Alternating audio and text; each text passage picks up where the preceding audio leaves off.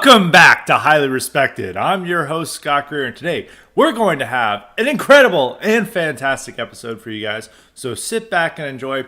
I think it's obvious what we're primarily going to talk about today, and that's the state of the GOP primary and really how it's probably going to end tomorrow. Because who would have ever thought Ron DeSantis dropped out yesterday and endorsed Trump?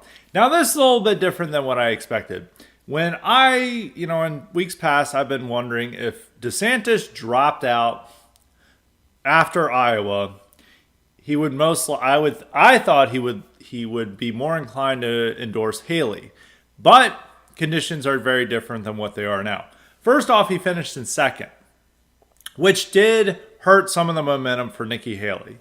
I think if Nikki Haley had finished in second, like if the positions had been reversed with their same polling number, like she had gotten 21% versus DeSantis's 18 or 19%, then I think there would have been in a better position for him to endorse. But there's been, ever since the beginning of the year, really even into last December, where the entire establishment has just been gathering around Trump.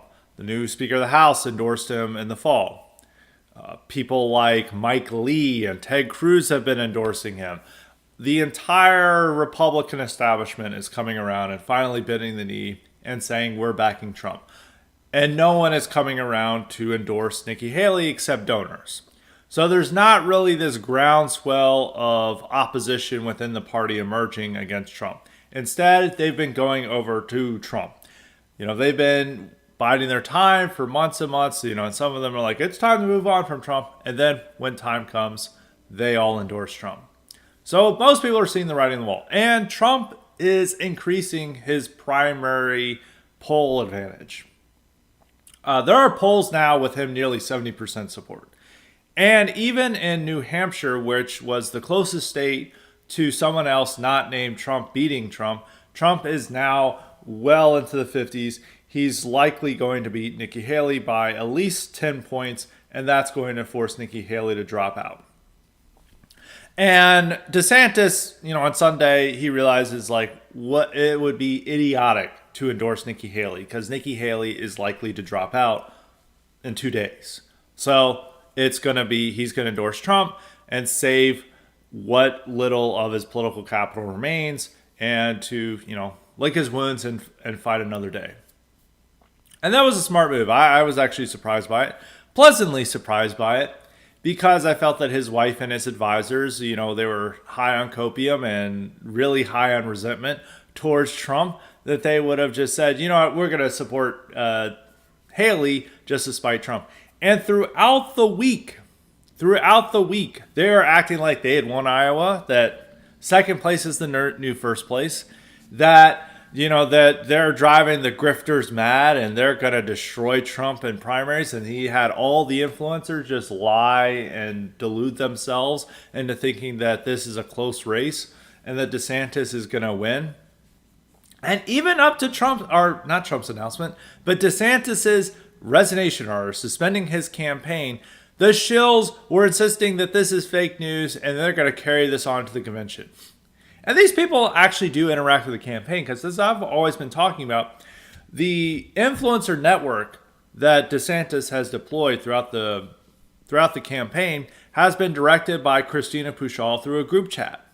There is a Christina Pushaw group chat that she controls all these conservative influencers and gets them on the same page, makes sure that they attack certain tweets, make sure that they get their talking points right, and then they all deploy it. And it was likely that this group chat was telling them this is all fake news, they're taking this to the convention. And there were even influencers who, minutes after DeSantis had announced he's dropping out, who were saying this is fake news. And they haven't really been taking it well either, because they're just saying that by dropping out, DeSantis is the real winner. They're still attacking Trump, and they're demanding that we, bend the knee for them, for how important they are. But really, the DeSantis influencers, hurt themselves. They're very irrelevant. You really don't need their support. They don't represent real world people. That's something to keep in mind. They just represent themselves on Twitter. That's it. They do not represent real world people. Real world people are moving over to Trump. They look at New Hampshire poll numbers And the majority of those DeSantis voters are going to Trump, not to Haley. So it's very likely. It's almost guaranteed that Trump wins by 10 points. Now, there's something that Trump may not win by 10 points because New Hampshire has an open primary and Democrats and independents can go and vote. And Nikki Haley's strategy has always been to attract Democrats and independents to come over to vote for her. So that helps her cause. And you could even see that in Iowa, where a majority or plurality of her voters said that they would prefer Biden over Trump in the 2024 race. And there was all these stories about these Democrats, having a day of changing their party affiliation to Republican just to vote for Haley. So polls may not be accounting for all of that support. Now, Trump's going to win. Polls, he's got, in some polls, almost a 20-point advantage. And despite what DeSantoids have been saying for the whole time, polls are pretty accurate. They may be 5 points off, as, people were saying, oh, the polls are wrong. Like DeSantis got 4 more points than he was supposed to. Polls completely wrong, which actually the most important part of the polls was that it's showing Trump 30 points ahead of the entire field. And guess what? He ended up with 30 points ahead of DeSantis. So the polls might be 5 points off. They're not going to be 30 or 20 points off. So he is going to win. It could be a closer race. Now, there's a small chance that Haley is within 5 points. I don't think that, by the way the campaign is going and the momentum and the news stories, I think a lot of these voters who have problems with Trump are just accepting Trump and are going to vote for him. But there is still a small chance of that happening. And that's pretty much the only chance that Haley has of staying in. If she loses by, say, 4 points, maybe her donors will keep funding her and say, okay, take this to South Carolina. But it's most likely not going to happen. She's going to lose by at least 10. And donors have already told her, news reports showed this last week, that, hey, if you don't compete in New Hampshire, it's over, call it quits.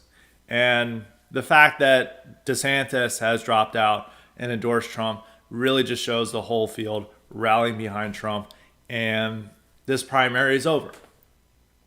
So it's just a matter, the primary is over. It's just a matter of whether Nikki Haley wants to keep it alive for another month to get destroyed in South Carolina. I don't think she's going to do that. I think she's also, with a lot of the vice presidential talk with Haley, it's not so much about actually picking Haley. Trump's not going to pick Haley. The more I think about this, the more I'm certain of this. Because one, Trump is saying extremely mean things about Haley. He's making fun of her name, that they're all saying is racist. It's really funny. The fact that Trump World is promoting the stuff about her adultery, it's something very humiliating. And that's much more than what Trump would do if he's considering that person as a nominee, as a fellow running mate. And, if he's calling her, essentially, if his team's essentially calling her a whore and sharing these stories around, the news media, that's a sign that they don't really have any respect for her, that they actually do want to crush her. But the point is, they want to have this entertained because they want Haley out of the field quickly because, Trump just wants to focus on the general election and emphasize that he is the king of the GOP, which he is. And so he wants her out of the field. And 2, he wants her to come and kiss the ring and kiss his ass and then have this whole show of that she's going to try to become VP and then him pick somebody else to humiliate her. He did this with Romney when he was going to become president. He met with Romney, considered him for Secretary of State, and it was just about making him kiss the ring and humiliating him, and then he didn't pick him in the end. He would do the same with Haley. He's not going to pick Haley. I'm pretty confident of that.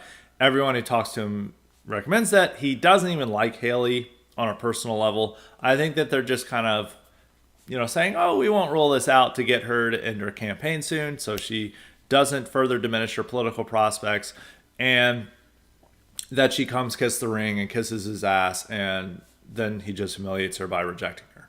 I think that's the whole purpose of this. He has other people to pick. There's other problems with who he might pick, but I don't know if we'll get to that in this podcast because that's going to be a continuing theme for the next few months. So I don't know. We'll maybe briefly touch on it, but it's worth going over the DeSantis campaign and the Haley campaign and what people thought would happen in this primary. Now, I want to congratulate somebody very important who got this all right, who was at the beginning predicting that DeSantis was not going to be a good presidential contender, who said that DeSantis was not charismatic at all, and who is not going to connect with the base, and that the base has a fanatical loyalty to Trump that nobody can replace. And that person is Scott M. Greer. Yes, it's me. I was actually totally right about this primary. You know, everybody wants to say, oh, I predicted this. It's like, I've been predicting this since 2022, or really 2021. I was saying, you know, I've been criticizing DeSantis ever since like spring of 2021, when it was like clear that they were trying to boost him as the Trump replacement. And I was noticing the problems with him. And I was looking at the polls. It's like, look, when people ask who they want as their presidential candidate or who they want for their nominee in 2024, it's over 50% for Trump. And it stayed that way for ever since then, for a little bit of a brief drop after the midterms, you know, for the few months after the midterms. But by April, it was already back to 50%, and it's been the same way ever since. And now it's 70%. So they were never going to replace Trump. So why did all these candidates decide to run against Trump? Why did we even have a primary in the first place? Why did people spend millions, tens of millions of dollars on this primary? It's actually obscene. There is a good argument that people are showing, because the GOP has a massive fundraising problem. It's had this is an overlooked aspect of why they haven't been doing well in elections, is that they are getting killed by Democrats in fundraising. This happened in the midterms. This happened last year in 2023, and it's likely to be a real problem in 2024, especially with, you know, McCarthy sucked. You can argue that Johnson's a better choice. I think maybe with this deal that's coming up with the Langford deal and the Senate, and the fact that Johnson's opposing it, you can see him as better, because I don't think McCarthy would have been opposing it. We'll see what Johnson does. It's likely he opposes it. I don't know if McCarthy would have opposed it, which I'm more certain that Johnson would have opposed it. So that's an improvement for Johnson. But Johnson, he's not a good fundraiser. McCarthy was a very good fundraiser. So all the bad things about McCarthy, he was a good fundraiser, and they need good fundraisers for these House elections in 2024. And they don't have that. They're going to be outspent by Democrats when it comes to those races. And they're going to have problems with the presidential race as well, with funding and Senate races. Now, Senate races, I'm pretty confident the GOP, regardless of what happens in the presidential race, they're going to win the Senate. House, I'm actually less certain that they win the House than they win the presidency. So if Trump doesn't get convicted, Trump is likely going to win. But even if Trump wins, I don't think they're going to win the House, because there's like very unique problems to the House that I don't know if they're going to overcome. And there's, look, we'll go over some of these things. One, they're imposing a second majority black districts on various states in the South.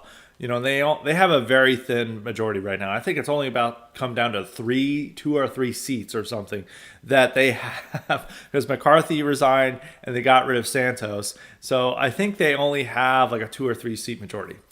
And by these black majority districts itself, even if they won all these races, I think it would be Democrats would just have these new black majority districts have that advantage.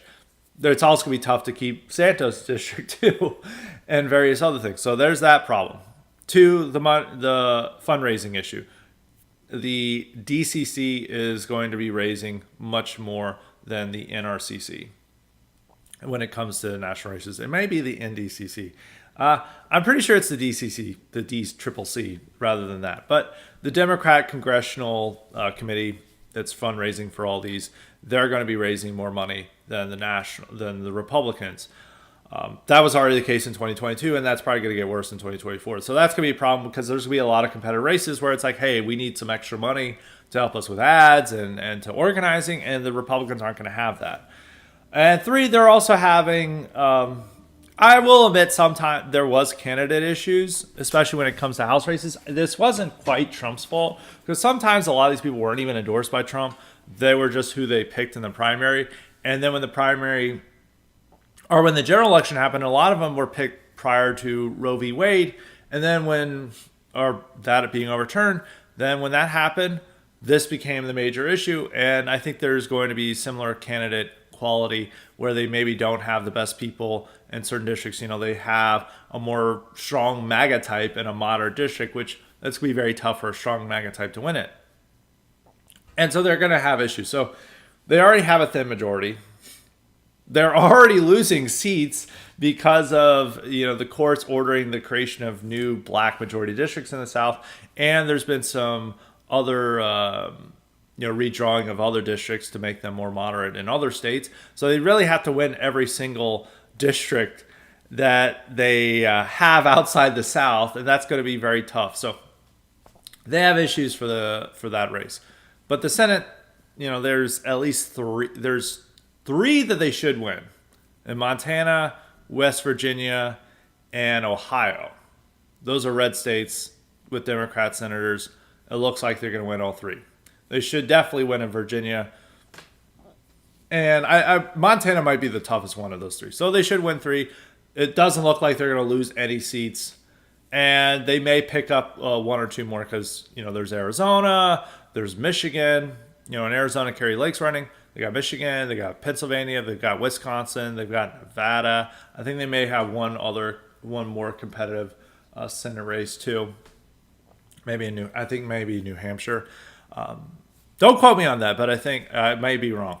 But that's what they have going on in the Senate. So they're looking good for the Senate. But then all that aside, I think it's just going to be a tough campaign all around. So that was a little bit of a side discussion. We need to go back to the presidential campaign. We'll talk more about these campaigns in the future. But why did this primary end up like this? Why were people so wrong? Why was only a few people like Scott and Greer right, but all the conservative media was wrong?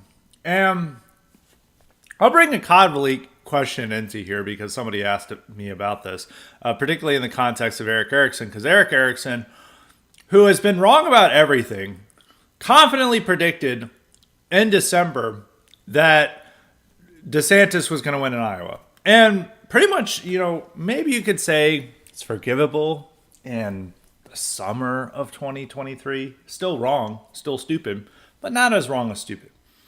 And maybe not a huge mistake for someone to say in December, which Eric Erickson makes his living as a political analyst. People tune in to Eric Erickson to find out about politics. And he has these takes all the damn time.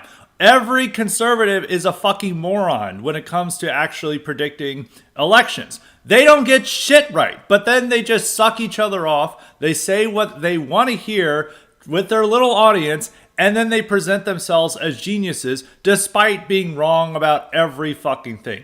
It's a club where they don't even have power. They don't even really have influence, but they still make a living off of having this little built-in Con Inc. audience, and that there's not a real alternative for them to listen to on talk radio.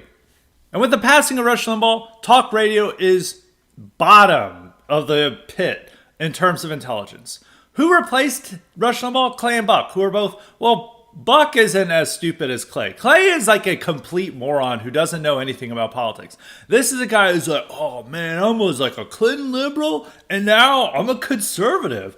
But I'm also not down with Trump. And he has the dumbest political takes ever. His sports takes are just as bad. And so if you're a stupid sports journalist, you're going to be an absolute IQ of 50 political analyst. And that's what Clay Travis is. So he's an idiot. Eric Erickson is an idiot. Jesse Kelly is also sub 100 IQ. And he has a radio show. There is no intelligent people on talk radio anymore. Michael Savage is still pretty good.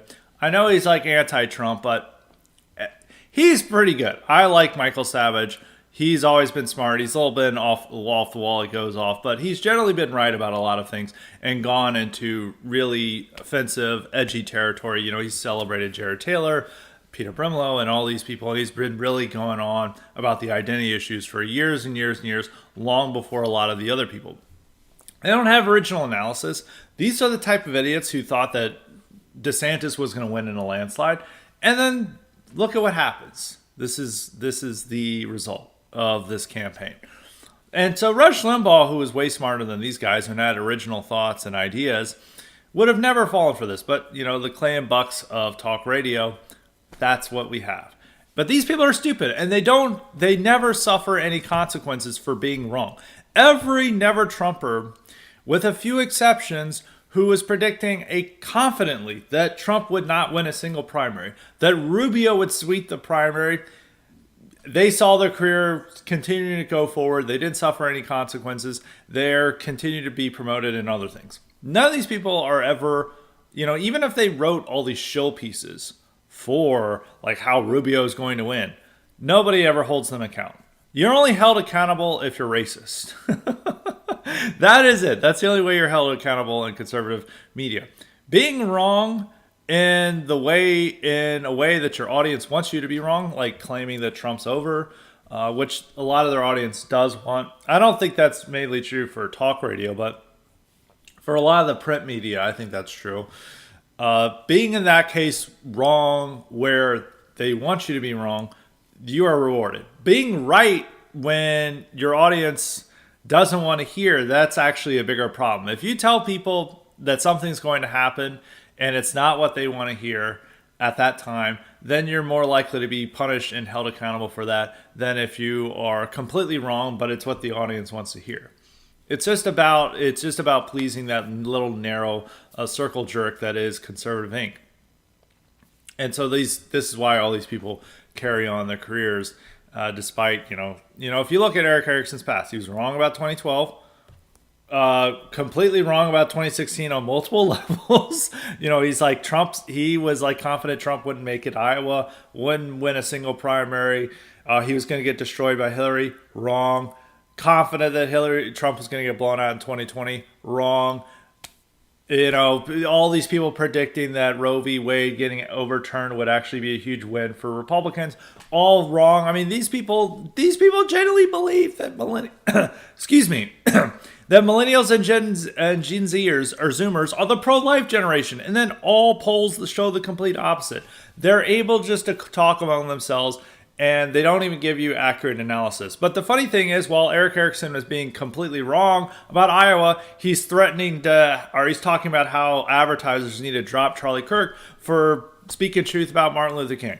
And that shows you what happens in conservative media. You don't get punished for being a fucking idiot. You get punished for saying uncomfortable truths that are controversial and that are racist or are dangerous or hateful. You don't get punished for being wrong. It actually pays better to be wrong than it does to be right and controversial.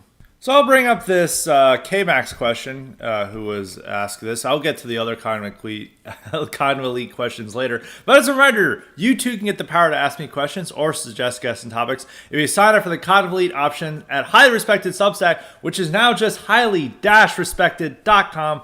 No Substack in it. And make sure it's highly-respected.com, because if you don't have the dash, you're going to be taken to an Urban Streetwear site, which I don't think that would fit the Greer Head Pledge. But if you haven't already, make sure to sign up for the IQ supplements while you're there.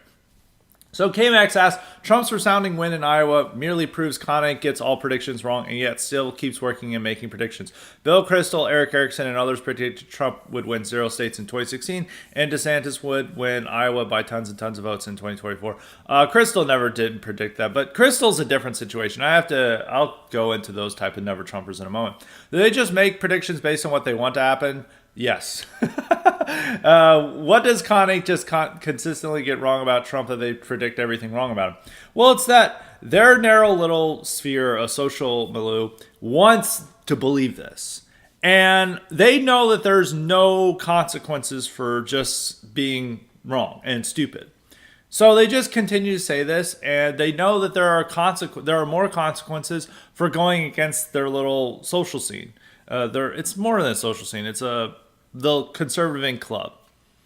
And so they know that they're protected. They know that they can never get fired by saying Trump's going to lose in a landslide, that all racists need to be purged. I hate Charlie Kirk. Anyone who doesn't want more immigration shouldn't be welcome in conservatism. They are not punished by that. But if you're saying, and they're not, attacked, but if you're saying Trump's going to win, if you were saying in December of 2022 that Trump's going to win this primary easily, everyone would have attacked you. Everyone called you stupid. You would have had tons of articles written about you about how idiotic you are, and you're going to be proven wrong on Twitter and Nash Review and all these places. And that comes at a cost. And then if you're proven right, no one comes and says, oh, you're right. Oh, I was wrong. No. They then just, as what we're seeing now with these DeSantoids, these influencers, they're trying to claim that they're the real victors and that Trumpists need to bend the knee, because there's no consequences for being wrong or stupid within conservatism. So all their predictions is not it does not base itself on actual political analysis. It's based on what they want to hear. And they have this puffed up sense of I'm smart and I'm expert. I know politics, unlike you. There is an article from Ben Domenech that was saying all these so-called experts shouldn't be even allowed to push carts at a grocery store. I'm a real political expert. And the DeSantis campaign was great. Here's 10 worst campaigns for those who are idiots. And so they puff themselves up how dare you insult me? I'm a conservative apparatchik who does jack shit, but I'm something important. How dare you insult me or my intelligence? And so Ben Domenech's fat ass gets up here and talks about how the 10 worst campaigns than DeSantis. And the political analysis, he looked on Wikipedia for some races, but it's actually really stupid because, except for Jeb and a few others, some were, Rick Perry 2012 was really bad. Jeb Bush 2016 was really bad. A lot of these other races, they were destroyed by circumstances. Like the other 2016 races where he points out Scott Walker, it's they didn't predict Trump. And even with Jeb Bush, he didn't predict Trump. Nobody predicted Trump. Everyone except for Ted Cruz Trump ran a terrible campaign in 2016. Maybe you could argue Rubio's campaign was okay, but it wasn't really that good. He got more votes than Jeb Bush. But with DeSantis, he blew over $100 million, nearly $200 million on a race to finish 30 points behind Trump. $200 million. That's $200 million that could be going to the Republican campaigns in 2024 that they desperately need. And now that's just all gone away. It was pissed away for what? To ruin DeSantis' political reputation. And no one has a positive view of how DeSantis ran campaign. All the decisions were stupid. Launching on Twitter Spaces. Not having a message. Waiting too long to run. No matter what he did, he was going to lose. But he lost in a way where he significantly decreased his political capital and his political support among the right. Completely washed away by his campaign. So it was a significantly terrible campaign, but all these people are like, oh, these guys never know anything. They're not geniuses like us in Conservative Inc., where we've been wrong about every fucking thing we've ever predicted, but somehow we're still treated as geniuses because, we say the wrong things that people want to hear. And that's all that really takes. So you should never, whenever you hear Conservative Inc. commentators predict something, you can guarantee it's going to be wrong. It's like all this theorizing that Michelle Obama's going to get in the race. Michelle Obama's not going to get in the race. They've been predicting this since 2016. They've been wrong because sometimes, and it's both Connick and more of the conservative entertainment complex, the more people who are populist style, I guess, who will always entertain this because it's an entertaining idea. It's more exciting than seeing that Biden is going to be the nominee. And she's never going to run for office. And none of them ever give you sober analysis of why she's not going to run. It's just going to be clearly Biden. That's it. They don't in some ways it's not very exciting to say this. It's more boring to just state the obvious, but that's what it is. But these guys are just trying to sell you something. And they're not even entertaining or talented. Erickson's an idiot. So yeah, no, all conservative predictions and analysis is just wish casting about what they perceive is going to happen. And also some of the another thing about Erickson. Erickson really is the example of conning stupidity and mediocrity being rewarded because he's he's fat, ugly, he's stupid. There's nothing particularly talented about him. He was in the mid 2010s talking about how the GOP needs to embrace amnesty and immigration reform and more immigrants to further its party. And he was like presenting himself as now a nice conservative. Like he's no longer saying mean things about liberals. He's now wanting amnesty. And guess what? He was completely wrong about that too. That's another thing. All these commentators like GOP needs amnesty to survive. They instead elect a guy who calls them rapists and drug dealers, and they win elections. So completely wrong analysis there. But that's but going back to the primary, that is the root of the problem for why all these people ran. As there's this deep wish ever since Trump came down the escalator to get rid of Trump from the GOP and from the American right. 9 years ago now. It's coming up on 9 years. Time flies by when you're being keyed. And when he came down the escalator, he said gave his very keyed speech about immigrants. Republicans and the GOP wanted him gone. And they have struggled for 9 years to get rid of him. But they've thought that many times that this would be the time. In 2016, when he didn't come in first place in Iowa, they're like, he's done. He's over. He's never going to win a primary. Then he won primaries. Then they're like, Rubio's going to come and beat him. Rubio lost. Then they're like, Cruz is going to beat him. He lost. Then they're like, at the RNC, they're going to get rid of him. He's easily won at the RNC. Then, the grab him by the pussy and all those comments came out. He's going to be done. He's going to be killed in the general election. He wins the general election. Then they're like, all his problems in the current election, he's not going to run again. He definitely ran again. And then they thought there was going to be a serious primary challenger to defeat him. He didn't get a serious primary challenger. Then they thought that, he would lose. He'd get blown out so much by in 2020 that Republicans would give up on him. They didn't give up on him. They just rallied behind him. Then they thought January 6th would kill him. Didn't. He kept going. He kept getting stronger and more popular among Republicans. Then they thought the midterms would be the end of Trump, which this is probably the first time that ever since becoming president, maybe besides January 6th, where there was a slight decline in his popularity among Republicans. I don't know if I've been trying to look at the polls, but not really. Really, I would say after midterms was the first time that his support for being the next president declined among Republicans. And so they all thought, it's finally happening. We finally beat Trump. We see him. We drew blood. We're going to have our guy. We're going to have DeSantis run against him, and he's going to crush him in the primary. And you better believe this, because we're not going to let you. We're going to write mean things about you in our publications and our talk shows and podcasts if you don't believe this. And we're going to ratio you on Twitter. And so all the bright geniuses of conservative finally thought that Trump was over. And they got really hyped up. And there was all these candidates that prior to the midterms were not considering running. Nikki Haley had actually told Trump that she was not going to run. But after midterms, everyone's like, time for me to jump in. I think Tim Scott was also another person who would have never jumped in if it wasn't for the midterms. I think Pence was definitely going to run no matter what. And I think DeSantis was convinced by the midterms because, he won in a decisive election. Won by almost 20 points, or I think actually 20 points in Florida. He's seen as the next thing better than Trump, and he's high on his supply, and he's going, and he thought he could really beat Trump. Because guess what? The entire conservative media thought this too. And he was a creation of conservative media. They turned him into this Sunshine State caudillo, who was like incredibly charismatic and just destroyed libs by looking at him. When in fact, it wasn't very true, and he was staging a lot of creative PR stunts to boost his own profile.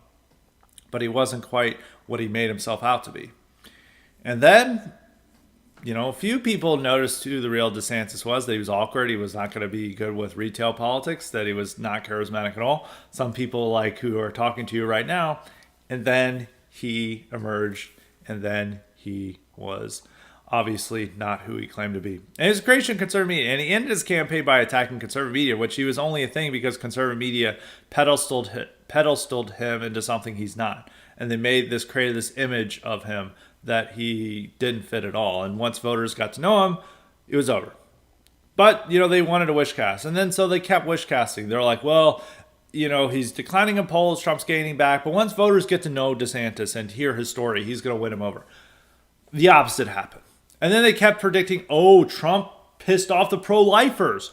This is over. This is actually an underlooked aspect, is that the pro-lifers have been completely wrong ever since this. They're like, this is the core issue of America. This is what really motivates voter. This is incredibly popular. And I said this point in like last fall. If you say that the pro-life issue is what really motivates Americans and is incredibly popular, then here's the things that are going to happen. Ohio's going to reject its constitutional amendment to keep abortion legal, and Trump's going to get defeated in the primaries because the pro-life movement was all insistent that he lost the primaries when he sounded a little bit too moderate on abortion.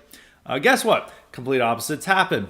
They lost by nearly 60% in the Ohio referendum, and Trump easily wrapped up this primary, and pro-lifers are no longer around to say, maybe we were wrong about what we said about Trump.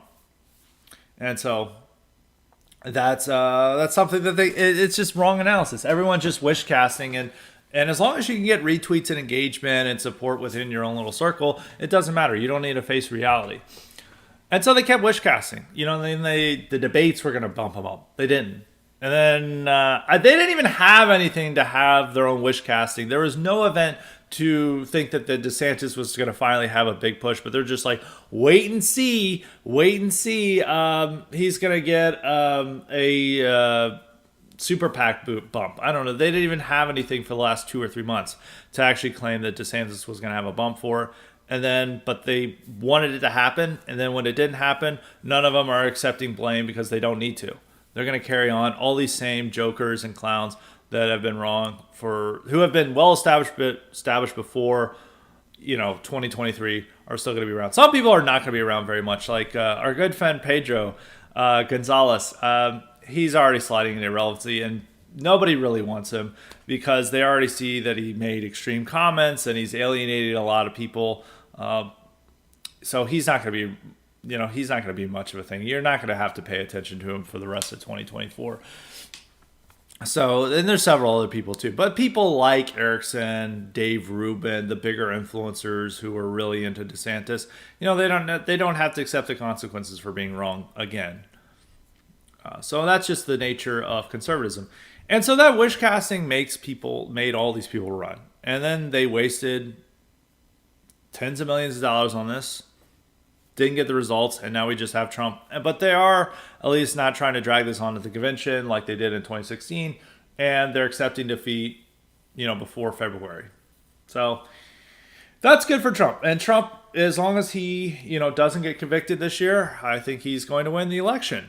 And even if he does get convicted, he still might win. I don't really know. I've always said this. It's really a blank space of what happens. We really don't know how voters are going to react. We do have polling saying that there's more voters who would be less inclined to vote for Trump if this happens, but we'll see when it happens.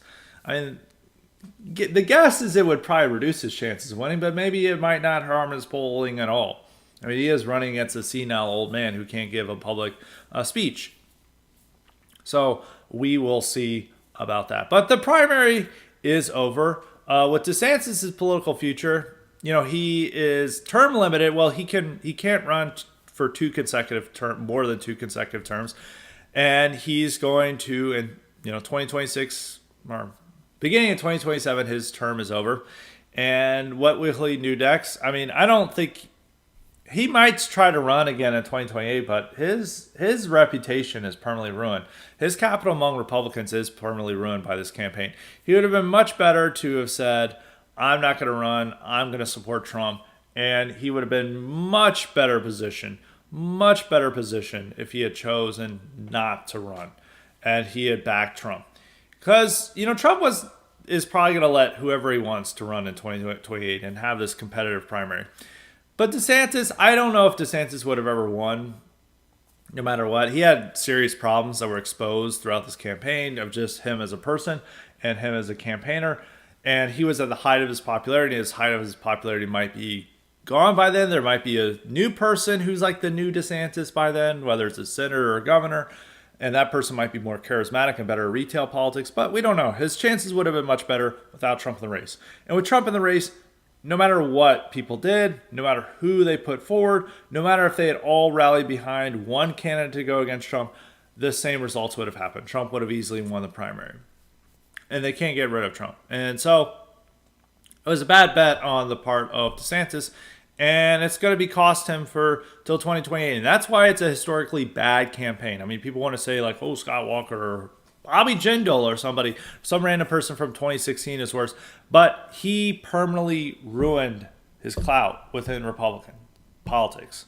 He ensured this campaign was so bad it ensured that he likely will not be a contender in 2028. I guarantee you he won't be a contender in 2028 because Trump's going to remember that he ran in 2024, and there's going to be other people that he can entertain or like more. And I think all his problems are going to still be there with 2028, but he's not going to come off this high of being America's governor. So to conclude this topic, I want to go over these criticisms of Trump a little bit, because there's still these DeSantis dead-enders who are coming in and like, oh, the First Step Back, Platinum Plan, blah. He supported amnesty. The most egregious is saying he supported amnesty. What he supported was a deal that was going to have a lot of immigration restrictions, such as mandatory E-Verify. I'm not quite sure if his one did, but other bills at this time were demanding E-Verify. They were going to cut the diversity visa lottery. They're going to restrict a lot of the stuff about family reunification policies that dealt with immigration. They're going to build the wall. There's going to be a lot of great stuff in there. Now, the problem is they were going to offer DACA. They were going to formalize and legalize DACA, which had been given to illegal aliens who came to the U.S. as minors. And they've already had legal status. So that was thanks to Obama. Now, the debate within Republican circles is how many of them are going to give it. Now, there was a strong conservative plan that I'm 100% certain, that I'm pretty certain that Ron DeSantis supported, that you could claim as amnesty because it would have given legal status to, I think it's around 600,000 illegal aliens who've been covered by DACA. The Dreamers who had been covered by DACA. The Trump plan would have given more than the 600,000. So that was the issue over that. Now, all these plans were rejected by Democrats for not being moderate enough towards these illegals. But all plans that were supported by Republicans could have counted as amnesty, but at the time, they came with a lot of great stuff that would have limited immigration, both legal and illegal immigration. Now, I think, trying to do a legislative solution to immigration was not the way to go, it turned out. And Trump in his last 2 years just instead empowered these executive agencies to limit immigration on their own and to pass tough rules such as Remain in Mexico and increasing the standards for how illegal immigrants could come into this country, and many other things, and dramatically reducing our refugee intake. And that worked to cut immigration and to make our nation inhospitable to illegal immigrants. So the plan wasn't the best thing he should have done, but at the end of the day, he did a lot of other good things while he was president. And then they want to talk about the First Step Back. Once again, DeSantis had his own version of the First Step Back in Florida and had indicated he was okay with the First Step Act as it existed at the national stage. And then the Platinum Plan. The Platinum Plan was really bad, but it was never enacted. It was a poor ploy to get more black voters. It was bad, but guess what? It was not likely to be enacted. So it didn't. And many of these things already occurred, unfortunately, with making Juneteenth a federal holiday. Unfortunately, that already happened, well independent of Trump. And right now, Trump is ensuring that the House, the Congress, doesn't make a terrible deal on immigration with this James Lankford deal that's coming out of the Senate that's likely going to increase immigration and not deal with the problem of illegal immigration. But the fact that Trump is complaining about it and criticizing it ensures that the House will reject it. So he is doing his part. And Trump's not perfect.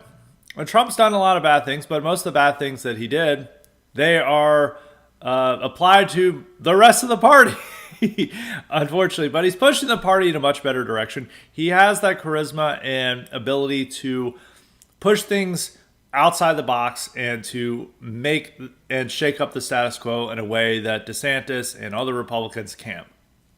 And at the end of the day, DeSantis is just a standard politician. He doesn't have like these deep keyed instincts like Trump does, and he doesn't have the charisma like Trump does. And Trump is willing to think and accept ideas that are radical and are dramatic and can change things for this country. And he's frankly our leader. And that's it. And when in politics, you're not going to get the perfect candidate. You're never going to get the perfect candidate. And he's the best we've got. And currently, if you think that Trump is beyond the pale, your alternatives are RFK Jr., who is far worse on all these issues and has no chance of ever becoming president. Or, you could maybe, vote for National Justice Party, even though that's now defunct. I guess some of these tiny third parties, I guess you can vote for them and complain about Trump all the time, but they don't even exist anymore. And so if you want to actually operate in politics, you have to accept politics what it is, and Trump is the best we've got. And that's the fact of the matter. And some people are like, you've got to criticize him. You've got to whine about him all day. It's like, I criticized this stuff when it mattered, when it was happening. When a lot of these guys were saying this is awesome and sucking off Trump and trying to appeal to his administration, like Dave Reboy and others who are trying to make money off it by lobbying for foreign governments to the Trump administration. These guys were all there, celebrating this stuff, and now when it's safe to do so, they've been criticizing it. But I was criticizing it when it was happening, when it was mattering, and the fact is, you can criticize Trump and you can disagree with him. You don't have to believe that everything he does is the greatest thing in the world. We're not like DeSantis shills, but at the end of the day, we accept him as leader and as who we support, and that's how we're going to operate in 2024, and it'll be a great thing if he gets a second term. So that is my concluding remarks on that subject. So on a related topic, last week, Babylon Bee Babylon Bee is just not funny, in my opinion. Sometimes they have one thing that's like, oh, that's funny, but it's usually too obvious and hits you over the head. They did one where it's like Vivek is being announced to serve as head of the White House 7-Eleven or something of that sort. It's a harmless joke. It was whatever. It wasn't one of the worst jokes, but people were genuinely offended by it and being like, how dare you? This is a racist joke. Now, some of it people were explaining, well, Babylon Bee has been pro-DeSantis and this is Trump support, and this is clearly aimed at a Trump supporter.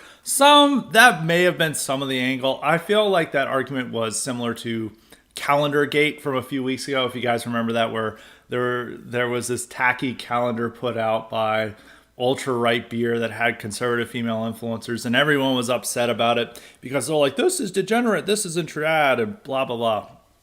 It's more the fact that like all these women are like, how dare men ogle at this stuff? They really didn't like the idea of their husbands ever finding women attractive, I guess, or something. And there was like deep anger from women over this.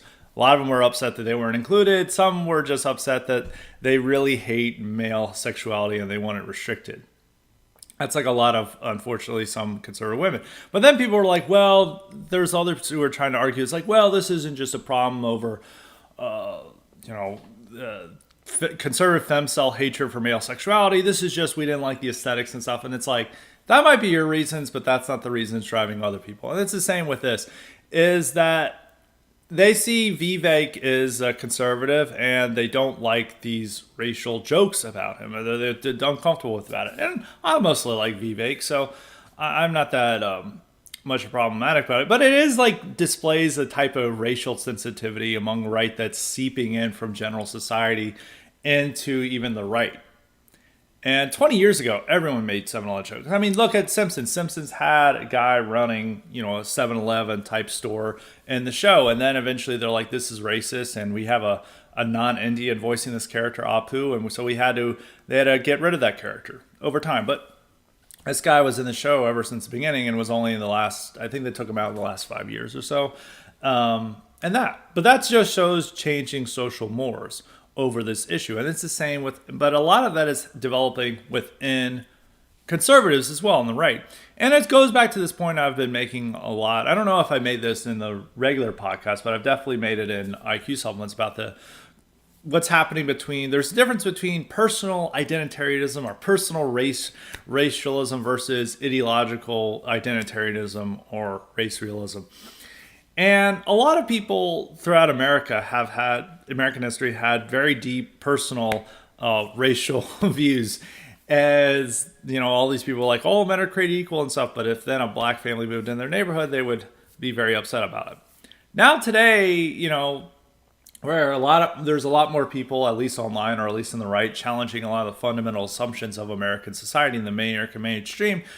But at the same time, they're much more willing to support non-white candidates. They're okay with not some of these non-white candidates marrying, having mixed race marriages. This goes along with Tim Scott marrying a white woman, being engaged to a white woman, which some people are like, oh, it's a beard, whatever.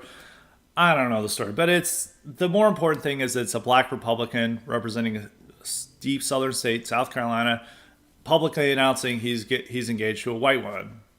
20 years ago, that would have not been acceptable within Republican politics. And even 10 years ago, it wouldn't have been acceptable. I think a large reason that Tim Scott never married was the fact that he wanted a political career in Republican politics in South Carolina, and he realized he probably preferred white women. And he realized that marrying a white woman was a political liability for him. And that's probably even true 10 years ago. But it's not true anymore 10 years now, because pretty much all these Republicans, these black Republicans that they love, like Byron Donalds, John James, all are married to white women, and conservatives don't seem to care. And they would have cared, but they would have cared 20 or 30 years ago. And so it's just a difference of views, is that Republicans are more likely to agree with Great Replacement and a lot of other things that are very right-wing, but at the same time, they don't really have the type of personal racial animus that animated people in the 60s and 70s. Some of that was, not very good. It's like, why would you get that upset about a black guy ordering a milkshake from, your restaurant, and then he leaves? And they were able to sell this stuff on how undermine segregation, because they would have these well-dressed, polite, respectable black guys go into this restaurant and just ask for, a milkshake, and then they get beaten up. And a lot of people were like, well, that's outrageous. They're not causing a scene. They're not being magical or anything. And so it was able to topple this and undermine it. And so a lot of people find that stuff very irrational. Like if somebody was trying to bring back separate water fountains, they're like, that doesn't make any sense. And so that's some of the things. But when it came to the other consequences of a company being forced to hire blacks just because they're black and other things, that's where people really get upset by. But that all the things that we created because of those images coming from them trying to desegregate these restaurants in the South, that's what led to the Civil Rights Act that now imposes these businesses, not just that they have to serve people, no matter, they're following the rules or whatever. They now have to have racial quotas set aside for their company, and they have to have diversity, and they have to strive to be more racially sensitive. So it does say something about conservatives that, we're more willing to say that immigrants are ruining our country and that, Great Replacement is real. And this even comes from Vivek, but they get upset about 7-Eleven jokes. Now, if it was maybe another Indian politician, that's the real test. If they got upset, maybe it was a less loved figure among the right that got made fun of. And that might have just been it, is that it was like they particularly like Vivek and he gets an exception, rather than it's just like we don't like Indian jokes itself. But I think there is more of a discomfort with hearing these jokes, because we've been trained by society to be more racially sensitive, and we know that like we laugh at this, that's like, well, people are going to look down on me, I might lose my job and stuff. And so it's trained behavior that in a lot of ways that certain jokes that we would have laughed our asses off a few years ago, certainly in the 2000s and 90s, now we may be like, oh, well, that's a little rude. And so that's just an interesting development we're seeing in American society as a whole.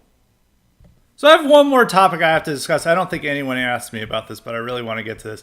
There was a viral clip of Alien Ant Farm's Lone Hit, which was a cover of Michael Jackson's Smooth Criminal. For some reason, it went viral on Twitter. It always kind of goes, people always like to tweet out the clip of it, and it always gets a huge audience on Twitter.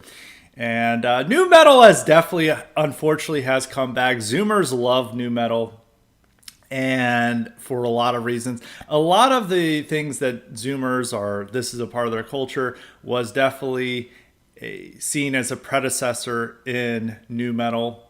The type of clothing they wore, the type of nihilistic angst in it, the mixture of rap and rock with some funk elements, and definitely the type of styles they had, because some of it was like, some of these weird Zoomer styles you see that was like mixing wigger and goth, and some of these Hispanic styles you see in Southern California, especially in the Alien Ant Farm, because all of them have they have, two of the guys have button-up shirts and they're buttoned to the top button, which is like what a lot of Hispanics like to wear. Even though they're all white guys, they're well, I think one guy might be Hispanic in the band. I don't know. It's kind of, they're racially ambiguous too. That's another thing that a lot of these new metal bands had. They were very multiracial. They also, a lot of them had female members too, that was different from past metal bands.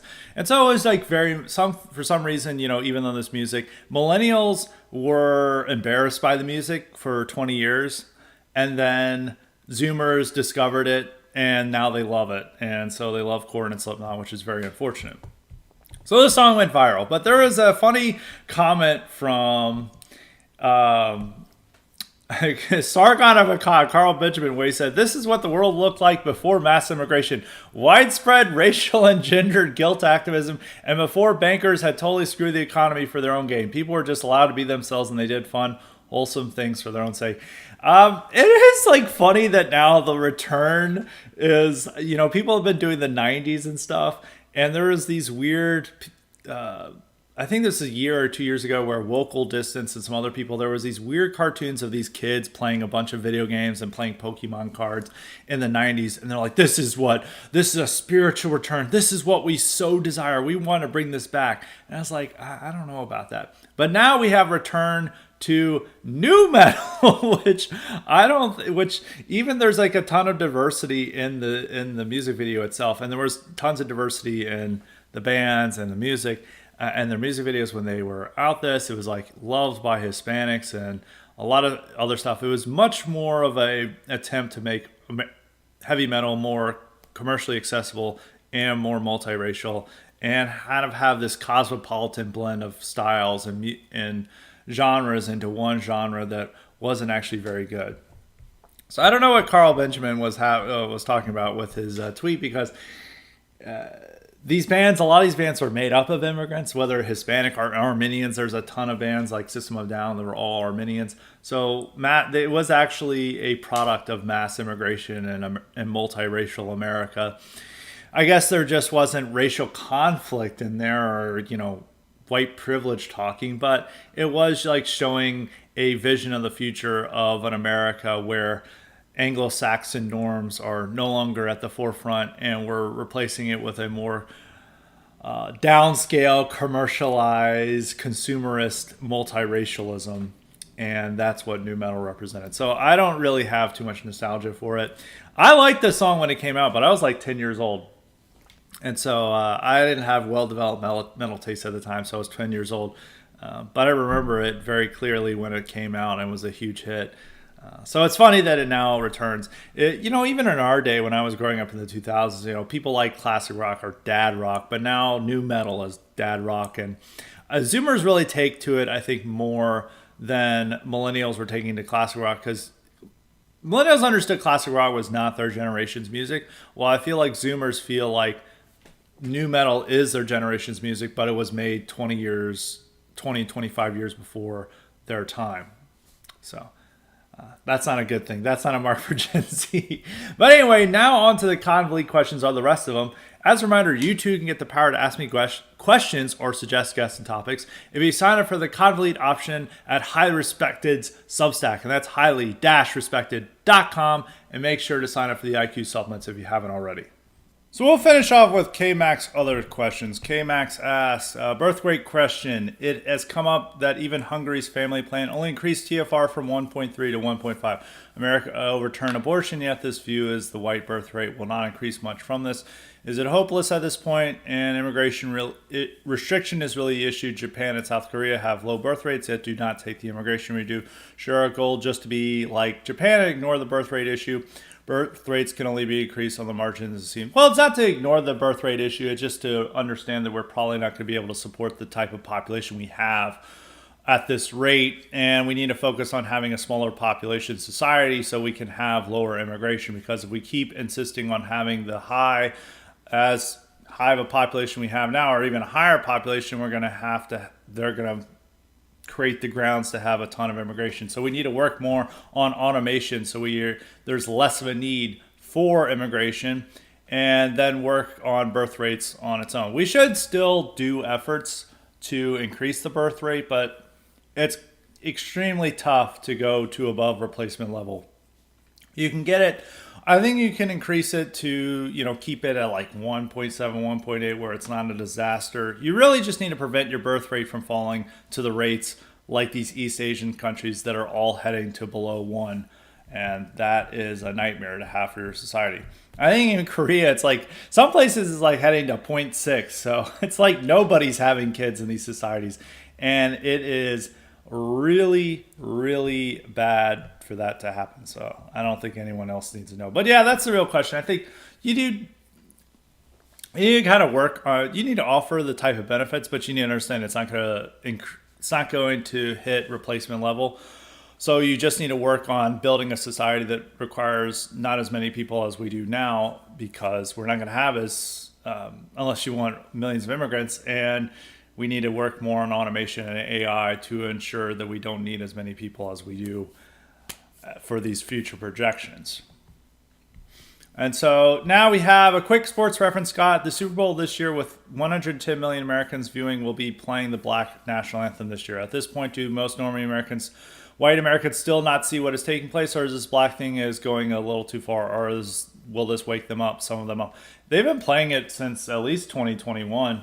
I don't know why there's like dispute over it now. I mean, they've been playing it for a while, for 3 years. I mean, they've been, as I've pointed out when I originally had to boycott the NFL and then gave up, they have end racism in the end zone. They play the Black national anthem at all their marquee games. They play them at the first game of the season, the inaugural game that they have every year. And I think a few of the playoff games, I'm pretty sure they're going to play the Black national anthem at the championship games. So they've been doing it for years. I think just Americans just like, this is weird, but whatever. I just want to watch the football game. So no, it's not going to wake them up. They definitely don't really respond well to it, because I remember watching the Black national anthem at the first game of the season. It was a Chiefs game. I think it was Chiefs-Bucks. And the crowd was definitely kind of weird. They didn't really know what to do. They were just like staring around. They're like, So it's not like that they're really joyous about this and really excited about it, but they're just like, I guess this is the new normal, and I guess we just kind of have to sit there awkwardly and accept it. So that is my answer to that question. And we've got a lot of questions. We always have a lot of questions. Okay, we'll go to Dollar Bill next. Dollar Bill, what would the Democrat version of the insane clown party look like? I'm picturing commentators saying white Trump supporters are demonically possessed and are being influenced by mind control rays, beamed by UFOs, and ensuring their audience with 100% sincerity that white people were created thousands of years ago on the island of Patmos when the mad scientist Yaqub banged two pieces of steel together. Well, I mean, that would just be the Nation of Islam. The more non-white elements, I guess, have it. I think if you're into conspiracy theories now, with the exception of like CIA conspiracy theories that like Chapo people are into, you are on the right. Like, conspiracy theories are now right coded, which it wasn't the case 20 years ago.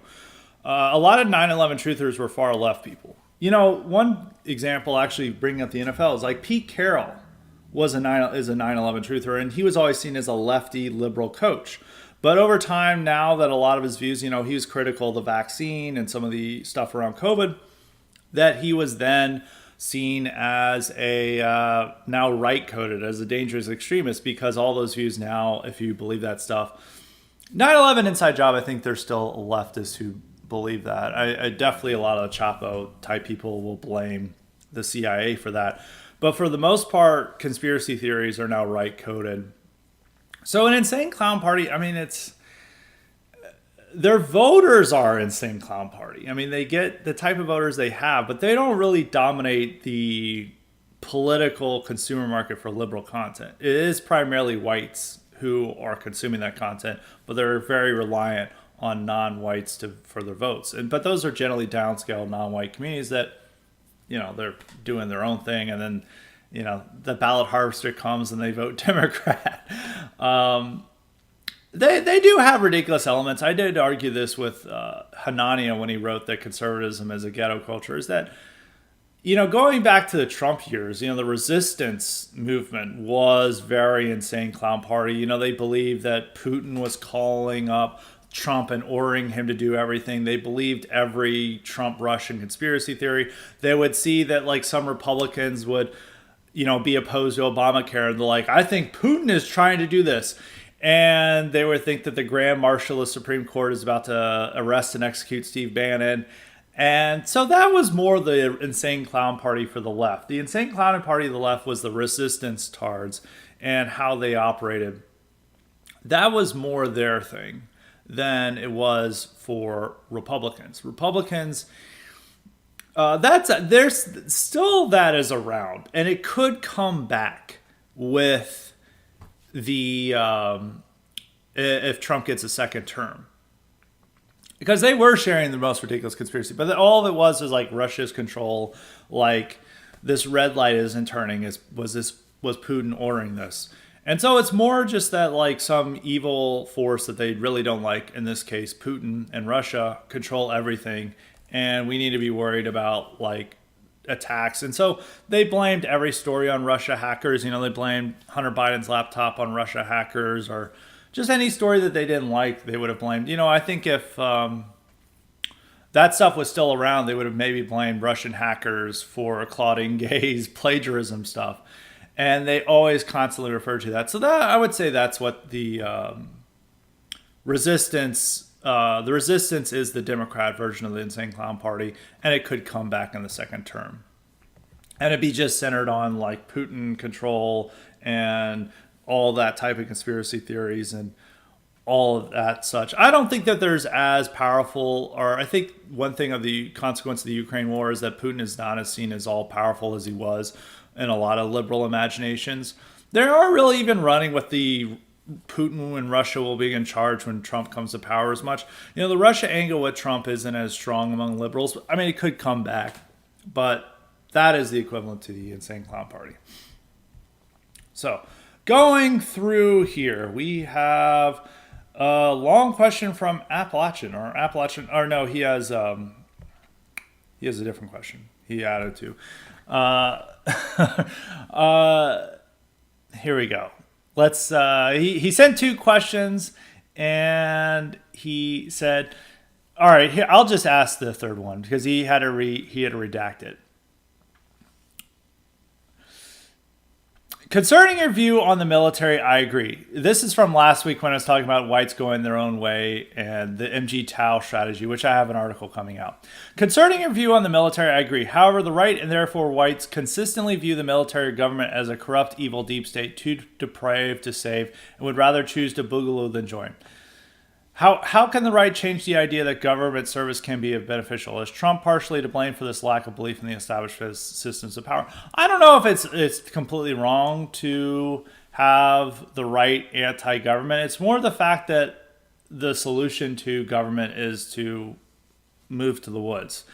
I think that's more of the issue. I think there is kind of a thing where negative attitude the military has, or a little bit more skeptical attitude the military has been better, because there used to be a time where they just dress up a general, send him out there and be like, you need to embrace diversity or immigration, or we need immigrants for our military. And then the whole conservatives is like, sir, yes, sir. Which I think now that there's a degree of skepticism that that's good. And I think You do want to, you do like that healthy sense of skepticism with government. I think it's more just, my main problem is just the solution to it, which for these people, it's just like total retreat and disengagement and hoping that it sometimes all comes crumbling down on its own. Which I think my solution is that actually you try to reform this, you try to get involved and that stuff. So, yeah, I don't want to, I don't want to criticize my, I want to be clear that I'm not critical of the idea of being skeptical of the military or the government. I just more skeptical and critical of what our solution to that is, which is to use government and the tools we have to reform it and to make it better. So that is my answer to that question. I'm going to make sure I get all these questions. We've got one from Bill. He says, we all know that pit bulls are a completely unacceptable and dangerous dog breed for any respectable person to own. I want to know the flip side. What are the Greer approved dog breeds? Definitely retrievers, German shepherds. I think they're just kind of a big dogs that are, friendly and good protectors. And there's a lot of dog breeds that can be like that. I think the only ones are like the type of pocket dogs that a lot of women like that are, what's the point of it? It's like you can fit it in a purse. Like you should, I think most men will not try to get those dogs if they did. But there's just so many good, beagles are friendly. They're great dogs. I would just say really the pit bulls, chihuahuas, probably Rottweilers, unless you have a junkyard. Those are actually there's fewer Rottweilers, but they're actually, I think, considered more violent and dangerous than pit bulls. But the thing is, with people with Rottweilers, they only get them for guard duty. They only get them for that specific purpose. It's not like, single white mom decides to get a pit bull for her kids. They're not getting that for Rottweilers. So I would say most of the dogs, most dogs would be Greer approved, but except for pit bulls and chihuahuas. Okay, and now we have, it's John Chandler. This is different from the other John we get. I'm going to use his, it's a pseudonym so we can get it, call him by the name. He said, Scott, what are your thoughts on the late British statesman Enoch Powell? No man is perfect, but it is sad that we do not really have any politicians of his caliber on either side of the Atlantic. Do you think there is anything that the dissident right can learn from Powell and other base stories like him in the UK? Absolutely no. Enoch Powell is awesome.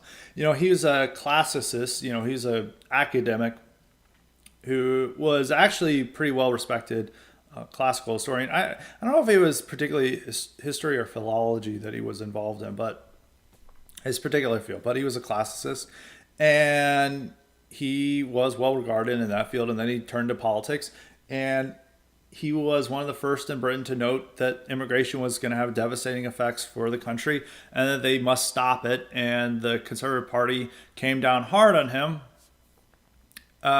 even though he was totally right. Margaret Thatcher was interested in his ideas, but she didn't really implement it. She kept him at arm's length. And he then later joined a unionist party, Ulster Unionist Party, rather than stick with the Tories. But no, he was great. I think he was one of definitely those figures you can look to and learn a ton from, and what his positions were on that. And he was like a mainstream figure, very distinguished, not like some crank. And he was in the shadow cabinet of, I'm gonna get the guy's name wrong, of the Conservative shadow cabinet, which when the Labour Party's in power, there's a shadow cabinet in case the Tories take in charge, their position, those people inherit those positions. He got kicked out of the shadow cabinet due to his statements, the Rivers of Blood speech. But yeah, no, he is terrific, great. I can't say enough great things about him. I would do an IQ supplement on him to fully answer that question. So I'll try to find a biography. I'm sure there's tons of great biographies out there on him, and do a whole thing on the political situation of the UK at that time and what it says. But short answer, big fan of Enoch Powell. I think we can learn a lot from him. So I think that is it for everyone except for New England refugee. He's coming back this week. He has a question this week. I'm pretty sure I got all of those questions. If once again, If I did some reason did not get your question, because sometimes it doesn't always come through in the inbox. This is the nature of technology. Or if, for some reason, KMax has sometimes had that before. Just send me another email and I'll get to it next week. And so my apologies in advance if I didn't get it. But New England Refugee asks, thoughts on the tunneling New York Jews a few weeks back? Harmless meme material or something more? It's just a really funny story. Because this is just like the stupid shit that Hasidics are getting into. From what I read, the story is like there's a major dispute within the synagogue between like a younger radical crowd of Hasidics and the older crowd, and the rabbi over expanding the thing, and then they just built these tunnels to try to expand it, and obviously they were not doing it in a correct way, and they were relying on illegal immigrants to build it, and then it was going to topple the whole structure, and then the police had to come in, and then they have all these like goofy people coming out of the sewers and stuff, and it's just like, what the fuck is this? And then they topple the whole structure anyway. But they're always engaged in this ridiculous behavior. There's a lot of welfare fraud within the Hasidic communities. There are a lot of illegal alien labor in there as well. And so they're always doing ridiculous stuff. But, most of the Jewish community definitely frowns down on them. These aren't the guys, running CNN or having, being involved in Wall Street. Those guys really look down and see these guys as their equivalent to white trash. So a bit of harmless meme material, but that it does show something that they're like all these communities have all this ridiculous stuff, a lot of illegal stuff going on. And so it does deserve more scrutiny from law enforcement and the public. But, anytime that they try to do stuff, they're like, this is anti-Semitic and you can't do this and blah, blah, blah. So that would be my take on it, short take on it. I know a lot of other people had other takes on it and were much more interested in it. But from what I gathered, it was just some really ridiculous dispute within that Hasidic congregation. So that is my thoughts on today, and that is it for Highly Respected this week. We're going to have more great content at Highly Respected's new URL, which is highly-respected.com. Make sure the dash is in there, because if you don't have the dash, as I said earlier, you will be going to an urban streetwear company, which I do not recommend you buying. It would be funny to have some of those clothing, though.